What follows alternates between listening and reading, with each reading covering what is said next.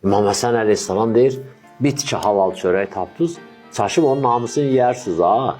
Onu qoyun sandığa saxlayın, xəstələnəndə dərman kimi bu boyda qırın, atın ağızla. Şifadır yəni. Şifadır, bəli, halal çörək. Özünün halal çörəyində deyirəm, o şifadır, onu gizlədin, xəstələnəndə atın. Peyğəmbərlərin proqramı insanlara halal yeməyi öyrətməkdir. Halal yeməyi öyrətməkdir. Adam nə olar bir gün məsələn toyuq yeməz, şübhəlidir yemə, qaynat kartofu ye. Kim ölüb toyuq yeməməklə? Bundan qabaq hacı mollalar məclislərdə danışırdı, xanımlara mesaj verirdi. Toyuğun başını yuyanda yaxşı yuyun ha.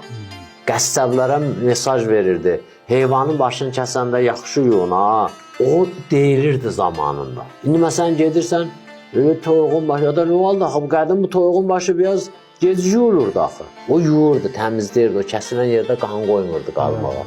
Qan qalsa düşən kimi qazana hamısı olurdu bunda. Gedirsən qəssaba ət almağa, heyvanın başını kəsib, xrant orada, şlanq, təzyiqlə vurur. Gətirir əlini soxur burada vedrənin içərisində, bıçağı da yuyur, əlini də yuyur, az su ilə. Olur bunda, sonra əti soyur, ona dəyir, belə olur, elə də olur biz. Məsələn, vaqiyyətdə düzdür o bizə günahı da yazılmasa. Amma onun özünün təsiri olur. Qardaş, bu krantı. Ona görə Həzrət Peyğəmbər buyurur ki, əti yumamış yeməyin. Bəli, bəli. Məsələn, o qədim mollalar deyirdi, qəssabdan ət gəldi birinci qoyun krantın altına. Tökün üstünə suyu.